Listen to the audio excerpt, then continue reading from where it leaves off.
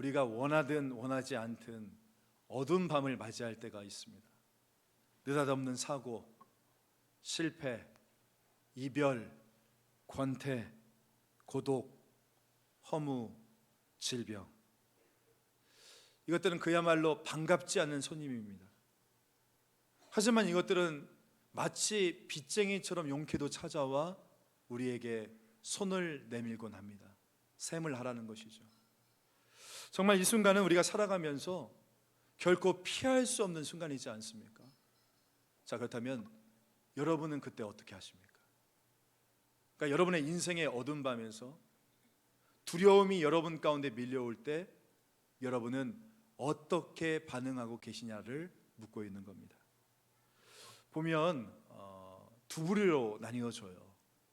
먼저는 이 두려운 상황을 직면했을 때 영적인 시스템이 작동하는 사람이 있습니다. 그러니까 이 마음속에 두려움이 밀려오면 마치 영적인 사이렌이 울리는 거죠. 엥 하고 울리는 겁니다. 정신 차리라는 거예요. 그래서 이런 사람은 현실의 두려움이 밀려올 때마다 그 두려움에 잠식되지 않고 즉각적으로 과거에 하나님께서 자신에게 어떤 은혜를 주셨는지를 기억합니다.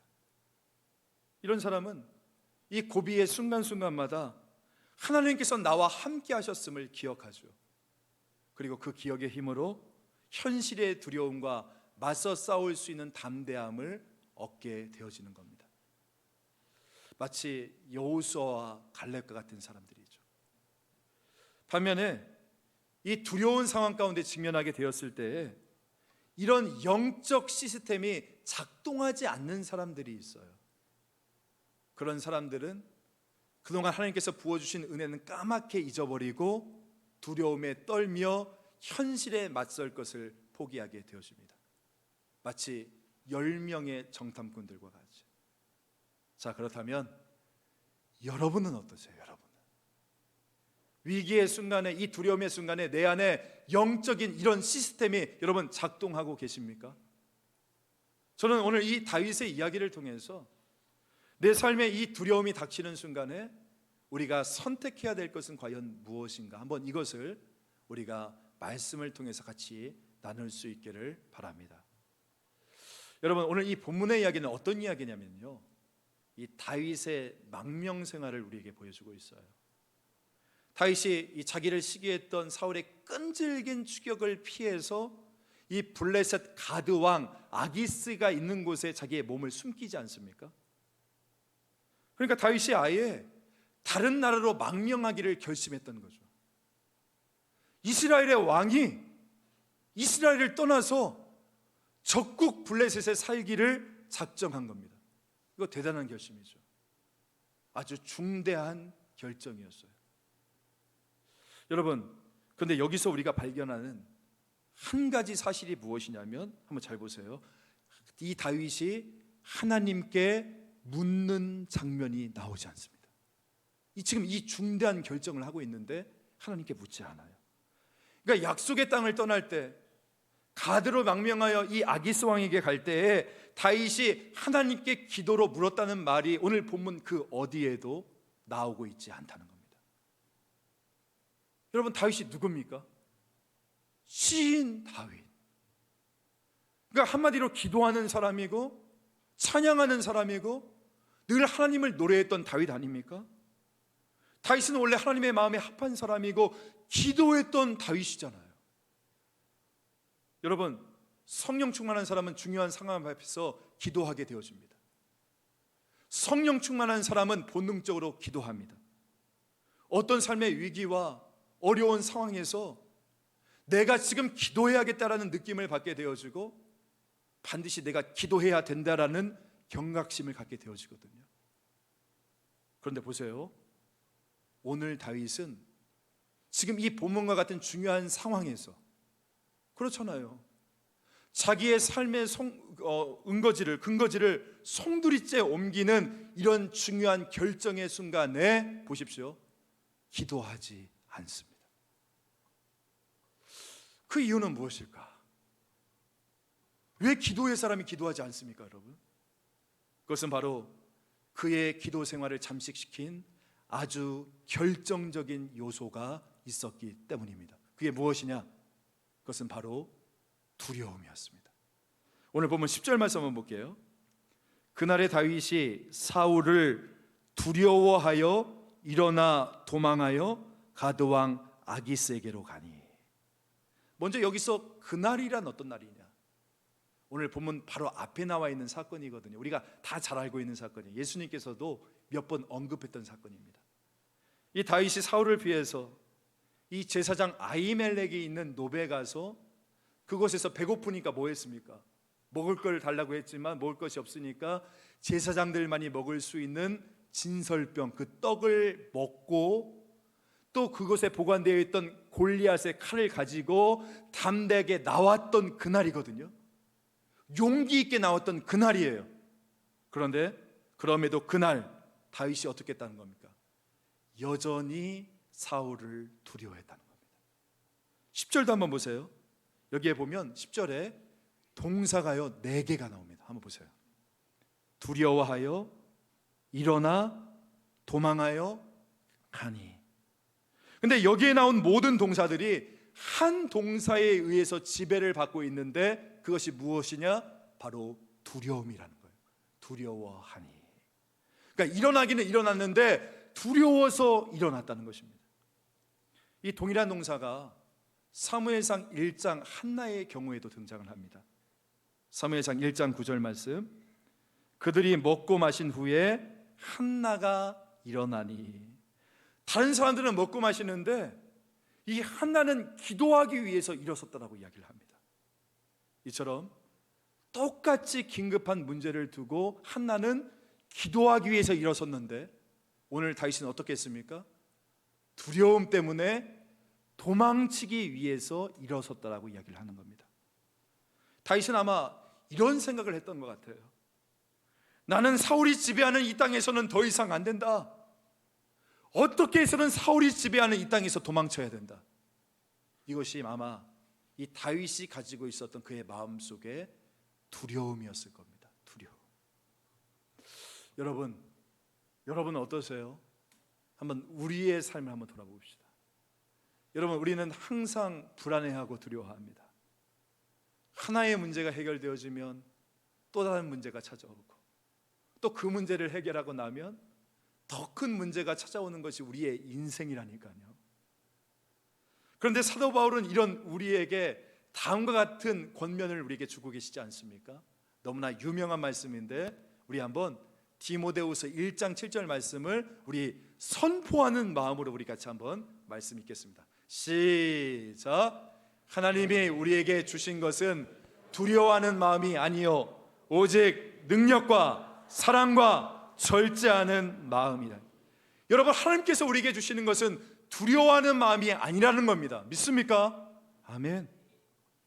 바울은 이 사역의 선도에서 영적 전쟁을 지금 감당하고 있는 자신의 아들과 같은 이 영적 리더였던 디모데에게 가장 필요한 것이 무엇이라고 생각을 했던 겁니까? 아마 이런 생각을 했던 겁니다. 두려움을 극복하는 것이 지금 디모데에게 가장 필요한 거라고 생각했던 것 같아요.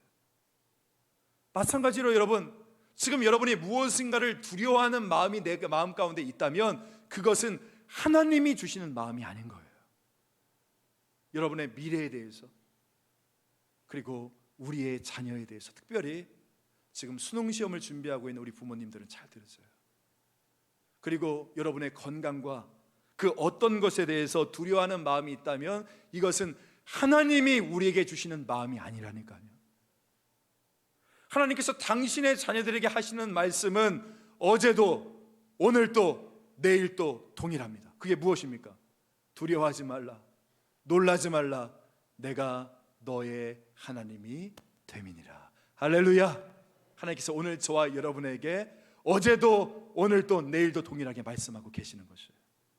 그렇다면 왜 하나님께서는 우리가 이런 삶의 두려움을 극복해 내기를 이렇게 원하시는 걸까? 여러분, 다른 이유가 아닙니다. 왜냐하면 아무리 영적 거장이라 할지라도, 아무리 우리가 영적으로 성숙해 있다 할지라도 두려움의 독이 퍼지면 모두가 쓰러지기 때문인 것이에요. 그렇습니다. 여러분, 이 두려움은 한 방울의 독극물과 같아요.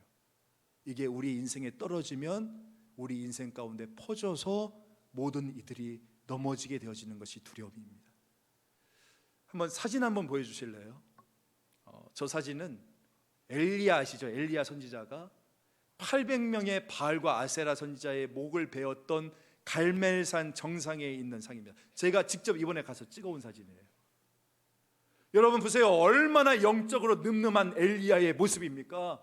얼마나 담대한 모습이, 칼을 들고 그 밑에는 그 바알 선지자의 목을 밟고 있어요. 그런데 저런 이 엘리야도 어떻게 됩니까?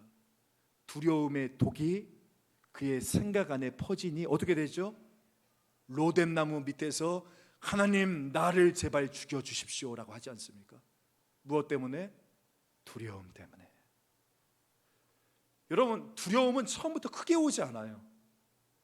작은 씨앗처럼 우리 생각 안에 떨어집니다. 그 마치 검은색 잉크 한 방울이 하얀 물통 안에 똑 하고 떨어지듯이 그렇게 스며지고 퍼지는 겁니다. 우리 안에 젖어들게 되어집니다. 그래서 때로는 목사인 저도 들려오는 소식과 소문에 두려울 때가 있어요. 어떤 상황이 저로 놀라게 만들고 주눅들게 만들 때가 있다니까요. 그래서 이러다가 야 내가 어떻게 되는 것이 아닌가, 이런 두려운 마음이 제 마음 가운데 찾아올 때가 있습니다. 그래서 저는 그런 마음이 제 마음속에 찾아올 때마다 이것은 하나님께서 나에게 주시는 마음이 아니다 이러면서 내 스스로를 다잡습니다.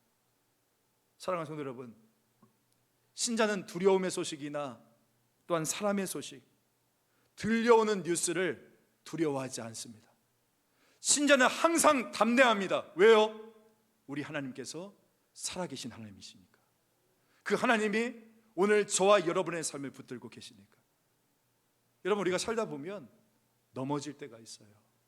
실패할 때가 있어요. 제가 말씀드렸잖아요. 왜냐하면 우리는 이미와 아직 사이의 인생이니까.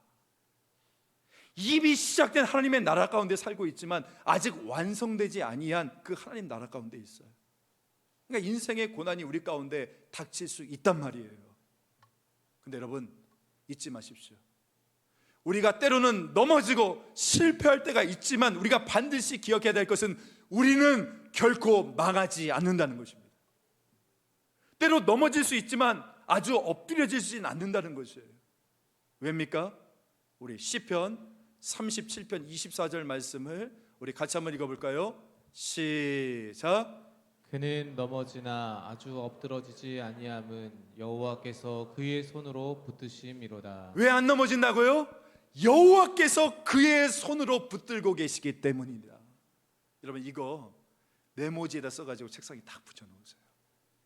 살아계신 하나님께서 그분의 강하신 오른손으로 오늘 저와 여러분을 붙들고 계시고 너희는 망하지 않는다라고 약속해 주셨기 때문에 우리는 결코 엎드려지지 않는다는 것입니다. 그런데 여러분, 오늘 다윗 보세요. 다윗과 같은 이 영적 거장을 쓰러뜨린 것은, 이 골리앗을 무너뜨린 영웅 다윗이 쓰러진 것은 그의 마음속에서 일어난 작은 두려움 때문이었다니까요.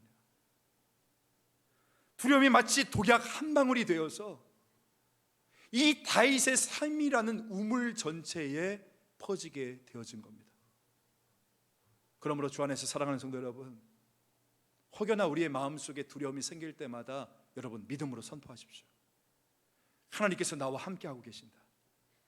하나님께서 강하신 오른손으로 오늘 내 인생을 붙잡고 계신다. 이렇게 믿음으로 선포하심으로 여러분 두려워하지 마시고 하나님의 얼굴을 구하고 담대함을 얻을 수 있는 오늘 저와 여러분 되시기를 주 예수의 이름으로 간절히 소망합니다.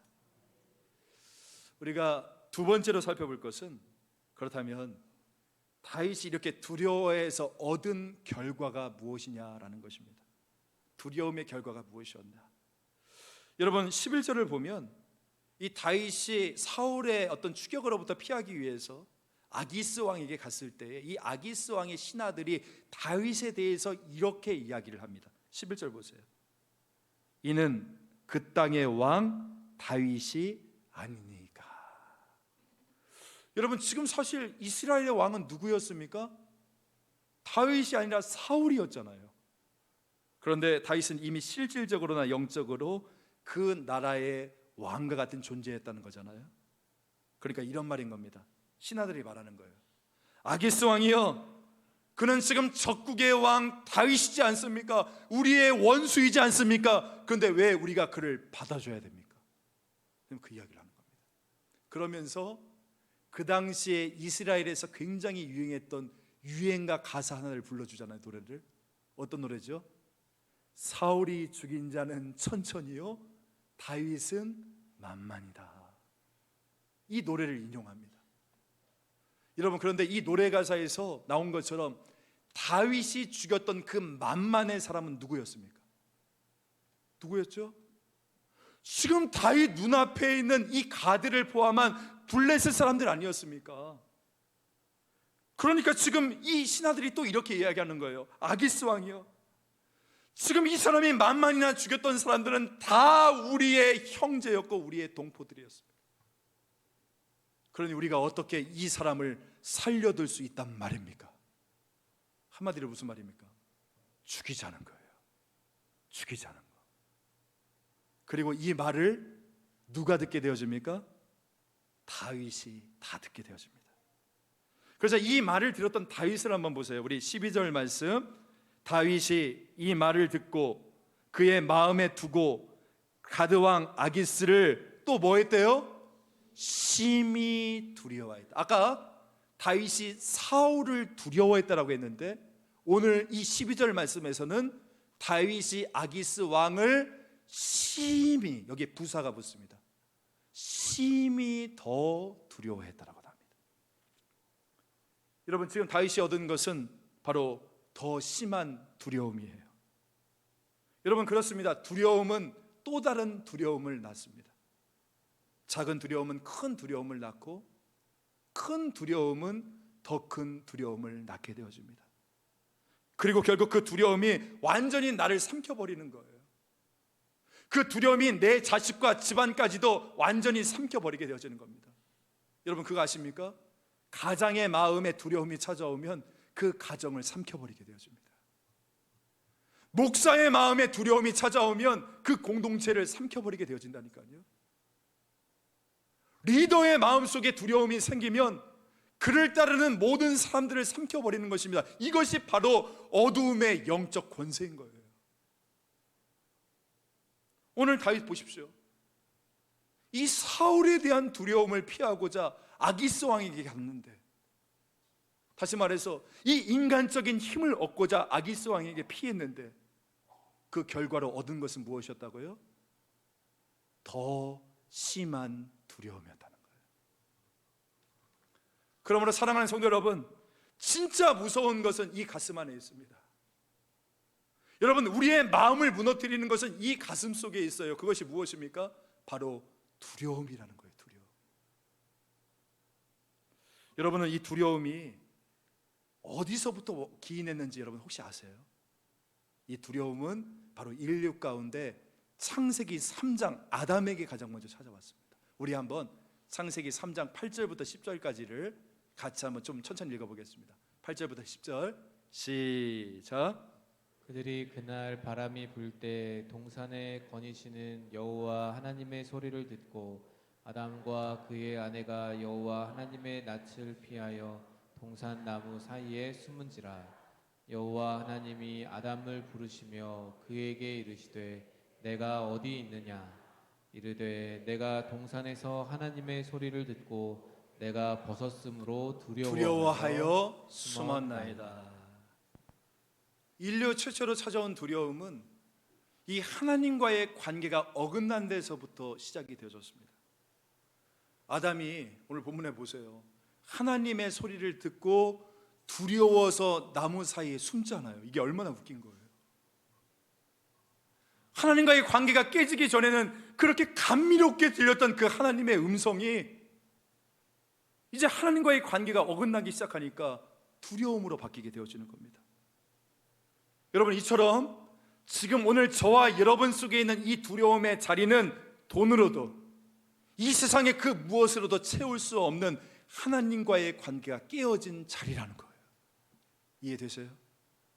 그러니까 두려운 겁니다. 여러분, 우리 한번 생각해 볼까요? 예전에 한 번이라도 늘 형편이 좋았던 적이 있습니까, 여러분? 우리들의 상황이 좋았던 적이 있었어요? 아니에요. 늘 상황은 어려웠어요. 우리의 삶들을 돌아보면. 그럼에도 그때는 왜 내가 두렵지 않았습니까? 다른 거 아니잖아요. 하나님과의 관계가 바르게 있었기 때문에. 그래서 어떤 상황이 닥친다 할지라도 바람아 불어라 파도야 몰아쳐라, 나는 하나님이 부르시는 길을 가려한다. 우리가 담대하게 나갔던 거 아닙니까? 그런데 지금 이 하나님과의 관계에 뭔가 문제가 생기니까 조그만 가을바람만 불어도 벌벌 떠는 거예요. 나뭇가지 한번 살랑거려도 이거 불안해서 죽겠는 거죠. 여러분, 그러므로 우리의 마음속에 이 두려움이 지배하게 되어질 때 우리 이렇게 생각하셔야 됩니다. 아, 내가 지금 하나님과 멀어졌구나. 내 믿음이 약해졌구나. 지금이 바로 기도해야 될 때이구나. 바로 이렇게 스스로 진단하면서 무릎을 꿇고 기도함으로 여러분, 하나님과의 깊은 관계로 나아갈 수 있는 오늘 저와 여러분 되어지기를 간절히 소망합니다. 하나님의 약속의 말씀을 여러분의 가슴 속에 집어넣으세요. 두려워 말라, 놀라지 말라, 내가 너와 함께 할 것이다 말씀하신 그 주님의 약속의 말씀이 있잖아요. 그 말씀을 여러분의 가슴 속에 집어넣고 그 말씀이 내 안을 지배할 수 있도록 하십시오. 기도하지 않는 사람은 두려워할 수밖에 없고, 약속의 말씀을 붙잡지 않는 사람도 두려워할 수밖에 없습니다. 안에서도 두렵고 밖에 나가서도 두려워져요. 교회 와서도 두렵고 낮에도 두렵고 밤에도 두렵게 되어집니다. 몸이 조금만 이상해도 어떻게 되어집니까? 야, 내가 이러다 죽을란가 보다. 막 그러면서 어떻게 되죠? 염려와 불안으로 먼저 죽습니다. 그렇다니까요. 그러므로 여러분, 하나님 바라보셔야 됩니다. 하나님께서 오늘 지금 저와 여러분에게 이렇게 말씀하시는 거예요. 두려워하지 말라, 내가 너의 하나님이 된다. 놀라지 말라, 내가 너와 함께 할 것이다. 내가 너를 지명하여 불러나니 너는 내 것이다. 네가 물 가운데 지날 때에도 침몰치 않을 것이고 불 가운데 행할 때에도 너를 상치 못하게 할 것이다. 오늘 하나님께서 말씀하시는 거예요. 그렇게 오늘 저와 여러분이 이 하나님을 잃어버리면, 이 하나님의 약속의 말씀을 붙잡지 않으면 그 자리에 뭐가 찾아온다고요? 두려움이 찾아오게 되어지는 것입니다. 지금 저희 아버지가 지난 월요일에 수술을 받으시고 힘겨운 회복의 과정을 겪고 계십니다. 수술을 마치시고 회복실에 계시다가 이렇게 나오셨는데 눈에 두려움이 가득 차오진 거예요. 평생을 기도하셨던 분인데 이 죽음의 순간에 다다르니까 이 눈에 두려움이 가득하시더라고요. 그래서 제가 이 아버지의 이마를 쓰다듬으면서 제가 이야기를 했어요. 아버지, 늘 기도하셨잖아요. 아버지, 늘 이 순간을 위해서 기도하셨잖아요. 두려워하지 마세요. 하나님께서 함께 하세요.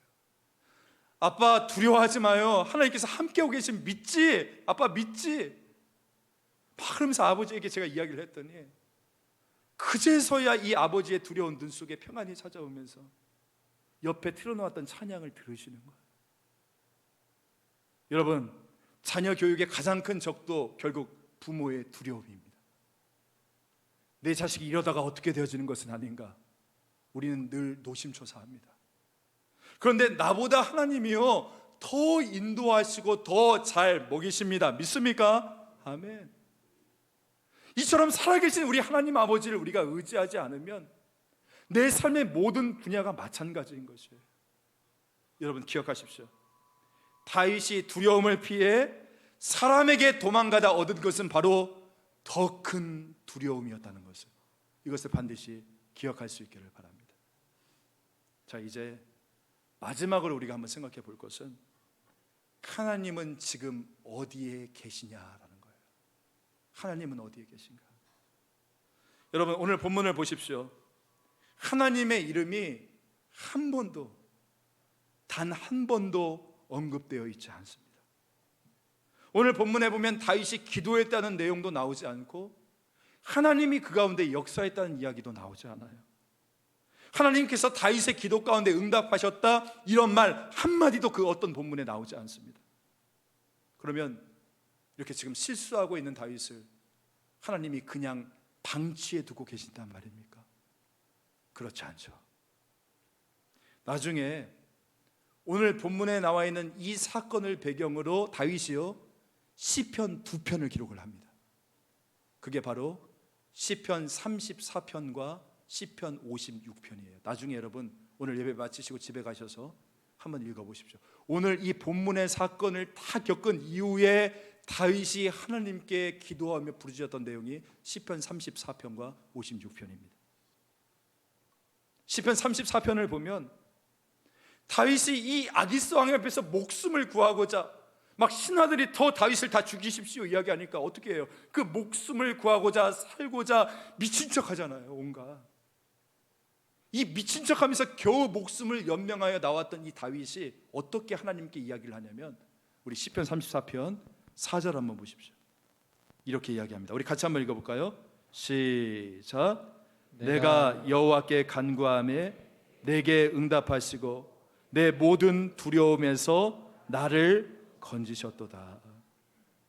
여러분 제가 다윗이 아기스 왕 앞에서 미친 짓 하며 소리 지른 적은 있어도 간절히 소리를 내어 하나님께 기도한 적은 없다라고 분명히 이야기했지 않습니까? 오늘 본문에 보면 사무엘상 21장에 다윗이 기도했고 하나님이 응답했다는 말이 없어요. 다윗은 이 순간 가운데 기도한 적이 없습니다. 우리처럼 무릎을 꿇고 기도하지 않았다는 거예요. 엘리야처럼 하나님 하늘에서 불을 내려주셔서 이들 다 태워주십시오 이런 기도도 한 적이 없잖아요.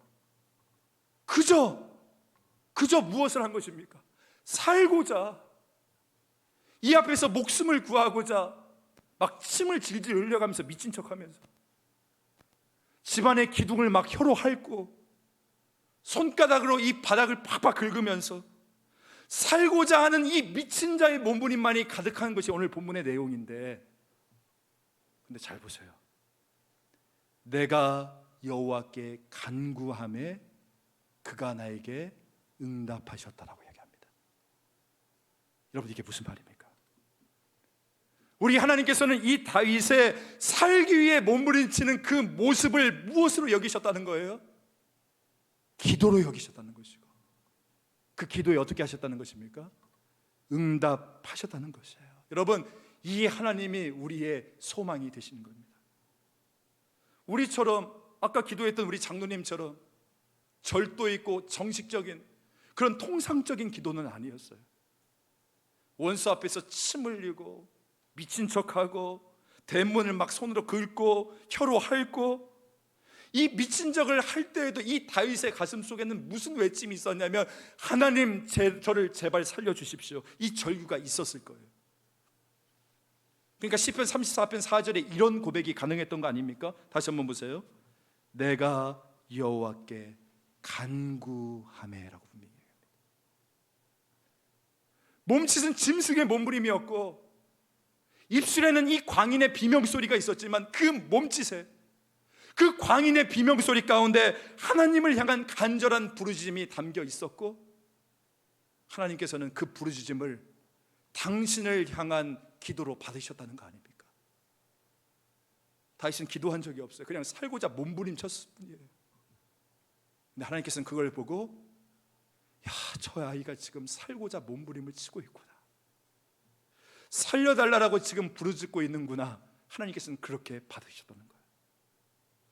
여러분 제가 오늘 이 본문의 내용을 보면서 묵상하면서 깨달았던 것이 무엇인 줄 아십니까? 하나님은 다윗 그의 미친 짓을 본 것이 아니라 그 마음의 부르짖음을 들으셨다는 것을 깨닫게 되었어요. 동시에 하나님께서는 우리의 입술의 언어뿐만을 들으시는 분이 아니라 우리의 가슴의 언어를 다 듣고 계신다, 이것을 다시 한번 깨닫게 되었습니다. 그래서 다윗은 이렇게 미친 척을 하고 살아나서도 어떻게 이야기를 합니까? 내가 이렇게까지 해서 살아야 되는가 회의감에 젖어들었던 것이 아니라 뭐라고 이야기합니까? 하나님이 내 간구에 응답하셨다, 이렇게 말한 것이 아닐까 한번 생각해 보게 되어집니다. 여러분 우리 주위를 보면 참 힘든 마음의 상태, 그리고 또한 육신적인 고달픔 가운데 계시는 우리 성도분들이 참 많이 계세요. 지금 마음이 너무나 힘들어서 기도조차 나오지 않는 거예요. 기도해야 되는 것은 아는데 내 마음이 너무나 힘들고 심란해서 기도가 나오지 않는다니까요. 비명만 나오지, 눈물만 나오지. 그래서 새벽기도 나와도 울다만 가셔요. 또한 이 치열한 삶 속에서 늦게까지 일하면서 늦은 밤에 이 지친 몸으로 침대에 쓰러져 살아가는 그 수많은 사람들, 성도분들 우리 가운데 많이 계시잖아요. 근데 여러분, 저는 믿습니다. 그분들이 이 지치고 피곤한 몸으로 무릎을 꿇고 앉아서 이 소리내어 한마디 기도도 하지 못한다 할지라도 우리 하나님께서는요, 그 살기 위한 처절한 몸부림, 또한 그 광인의 비명소리와 같은 우리의 모든 몸짓을 하나님을 향한 기도로 하나님께서는 듣고 계신다는 것이에요. 우리의 입술의 언어가 아니라 내 가슴의 언어를 듣고 계신 하나님, 그분이 오늘 저와 여러분의 하나님이 되시는 거예요. 사는 거 힘들죠. 정말 어렵게 살아가는 성도분들이 주위 가운데 많이 있어요. 주의 성전에 나와서 기도해야 되는데, 예배 드려야 되는데 내 삶이 너무나 힘들고 고달퍼서 차마 주님 앞에까지도 나오지 못하는 성도분들이 계세요. 나 그 삶 속에서 하나님 앞에 절규하는 나의 모든 눈물과 부르짖음을 하나님은 기도로 여기시고 그 가운데 역사하셨다는 거예요. 오늘 다윗 한마디 기도한 적 없어요. 미친 척하면서 아마 그 속으로 울었을 거예요. 내가 이렇게까지 하면서 살아야 되는가? 하나님 제발 저를 살려주십시오. 근데 그것을 기도로 받아주시고 내가 여호와께 간구하매 그가 응답하셨다. 저는 오늘 저와 여러분이 이런 응답의 축복을 누릴 수 있는 저와 여러분 되어지기를 간절히 소망합니다. 그래서 다윗이 오늘 시편 34편 8절에서 이런 최종 결론에 이르게 되어진 겁니다. 우리 같이 한번 읽겠습니다. 시작. 너희는 여호와의 선하심을 맛보아 알지어다. 그에게 피하는 자는 복이 있도다. 아멘. 지난 목요일에 설교를 준비하는데 제 마음이 편치가 않은 거예요. 저희 가정적으로는 이 아버지의 건강 문제, 그러니까 저는 아직 이 마음이 준비가 되지 않았는데 혹시 이 사랑하는 사람을 보내야 될지도 모른다라는 그 마음, 그리고 아들로서 옆에서 지켜야 되는데 또 그러지 못하는 저의 처지들, 이런 여러 가지 생각들, 그리고 개인적인 고민들, 이 목회적인 고민들, 이런 것들이 겹치면서 너무나 마음이 무거운 겁니다. 그래서 하던 설교 준비를 중단하고 그냥 하나님 앞에서 푸념을 했어요. 우리 가끔 그럴 때 있지 않습니까? 하나님, 오늘 제 마음이 무거워요. 지금 해야 될 일들은 태산같이 많은데 오늘 제 마음이 너무나 낙심이 되네요. 저는 아직 우리 아버지를 떠나보낼 준비도 되어 있지 않고, 또한 여러 가지 정말 제 마음속에 그 모든 일들에 대한 두려움들이 있고 실망감이 있고 연약함이 있습니다. 또한 이렇게 강단에 설 때마다 내가 하나님의 은혜의 통로가 되어야 될 텐데 라는 이 부담감 때문에 잠 못 이루는 밤들이 많아지네요. 하나님, 오늘 그냥 이 순간에 하나님 품에서 위로받고 싶어요, 이렇게 이야기하면서 그냥 한참을 이 목양실 소파에 몸을 탁 맡기고 그냥 누워 있었어요. 뭐 소리내서 기도한 것도 아닙니다. 무릎을 꿇고 뭐 기도의 폼을 잡은 것도 아니었어요. 그냥 제 마음 가난한 심령 그대로 그냥 한숨 쉬듯이 그냥 하나님께 내뱉은 거예요. 하나님께 속삭였어요. 하나님, 지금 제 마음이 이래요. 하나님께 부르짖었어요. 한참을 한밤동까지 이제 그러고 있었는데 어느 순간 보니까 그 순간 가운데 갑자기 제 입술에서 찬양이 흘러나오는 거죠. 그렇게 푹 그냥 낙심하는 마음으로 소파에 누워 있었는데 그냥 어느 순간에 제 마음속에서부터 찬양이 막 흘러나오는 거예요. 오늘 보니까 제가 찬양하고 있더라고요. 물 가운데 지날 때라도 침몰치 않으며, 불 가운데 행할 때에도 너를 상치 못하게 하리라. 너를 지명하여 부르신 그 하나님 사랑, 너를 구속하여 살리신 하나님 내게 말씀하셨네. 두려워하지 말라. 놀라지 말라. 네가 어딜 가든지 네가 무엇을 하든지 내가 항상 함께 하리라. 제가 이 찬양이 제 안에서 흘러나오는데 저는 이것이 하나님께서 저에게 주시는 강한 위로하심이라고 느꼈어요. 제 안에 강같은 평화가 느껴지는 거예요. 내 이 지치고 낙심한 영혼을 하나님께 맡길 때에 제 안에서 이 찬양을 통하여 저를 위로해 주시는 그 하나님의 따뜻한 손길을 느꼈어요. 기도한 거 아니에요. 무릎 꿇은 거 아니었어요. 그냥 하나님께 내 있는 마음 그대로를 비명지르듯이 하나님께 쏟아부었던 것인데 하나님께서는 그것을 기도로 들으시고 저를 위로해 주셨던 그 하나님의 손길을 느끼게 되었어요. 여러분은 본능적으로 위기의 순간에 누구에게 몸을 피하십니까? 여러분, 그것이 여러분의 신앙인 거예요. 위기의 순간에 사람에게 피하면 그 사람이 여러분의 신앙이었던 것이고, 위기의 순간에 물질을 의지하고 있으면 여러분, 그 물질이 여러분의 신앙이었던 거예요. 오늘 나는 나의 진정한 피난처는 누가 되어지는 것입니까? 오늘 다윗은 고백합니다. 그에게 피하는 자에게 복이 있도다. 말씀을 정리합니다. 여러분, 나에게 두려움이 찾아오거나 내가 이렇게까지 살아야 되냐라는 이런 생각이 드는 처절한 절망감이 밀려올 때에도 여러분, 하나님께서는요 언제나 여러분과 함께 하십니다. 여러분, 시편 56편을 보면 다윗이 이 아기스 왕 앞에서 미친 척하면서 돌아오면서 그가 불렀던 노래가 시편 56편이에요. 뭐라고 이야기하냐면 한번 보세요. 나의 유리함을, 내가 지금 이런 행동을 하는 나의 모든 모습들을 주께서 계수하셨사오니 나의 눈물을 주의 병에 담으소서. 어떤 신학자가 이런 이야기를 하더라고요. 저 천국에는 우리의 눈물을 담는 병이 있대요. 우리 각자마다. 남 몰래, 사람들 몰래 우리가 흘렸던 그 눈물, 아픔, 비명, 그 눈물들이 다 땅으로 흩어지는 것이 아니라 우리가 흘렸던 모든 눈물들을 다 주님께서 저 천국에서 병에 담고 계신다라는 거예요. 하나님은 우리를 알고 계세요. 우리의 입술의 기도뿐만이 아니라 내 가슴으로 하는 이 기도까지도 듣고 계시는 분이 바로 우리 하나님이시고 나의 눈물을 주의 병에 담고 계신다는 거예요. 그것을 모르는 것은 나의 약해진 영성 때문이죠. 여러분, 여러분의 인생의 뒤를 한번 돌아보십시오. 내가 엄한 짓을 할 때에도 하나님께서는 나를 버리시지 않고 건져주셨잖아요. 내가 넘어질 때에도 나를 안아서 여기까지 인도해 주셨던 거 아닙니까?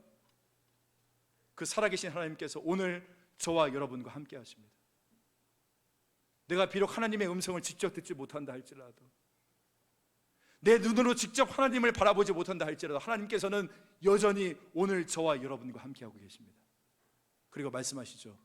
두려워하지 말라. 놀라지도 말라. 내가 너의 하나님이 됨이니라.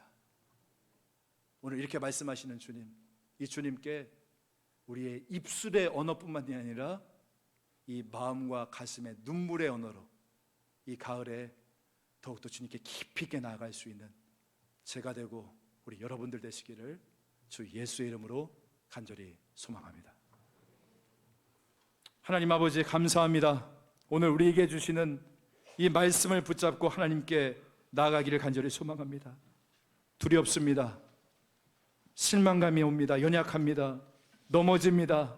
무너집니다. 그러나 이 모든 것이 우리의 인생의 끝이 아니라 나와 함께 하시겠다라고 말씀하시는 그 주님을 붙잡고 다시 한번 힘있게 일어설 수 있는 저희들 되어지기 원합니다. 주님, 우리 가운데 능력과 절제와 사랑하는 마음을 허락하여 주시어서 내 안에 있는 모든 두려움들이 사라질 수 있도록 인도하여 주옵시고, 다시 한번 주께 피하는 자에게 복이 있도다 하나님께서 말씀하셨다오니 다시 한번 하나님의 은혜의 날개를 향하여 믿음으로 주님의 손을 붙잡고 힘차게 나아갈 수 있는, 그래서 이 세상을 살아가는 산소망을 발견하는 저희들 될 수 있도록 역사하여 주시옵소서. 감사드리며 그저 예수 그리스도의 이름으로 기도합니다. 아멘. 우리 다 같이 자리에서 일어나셔서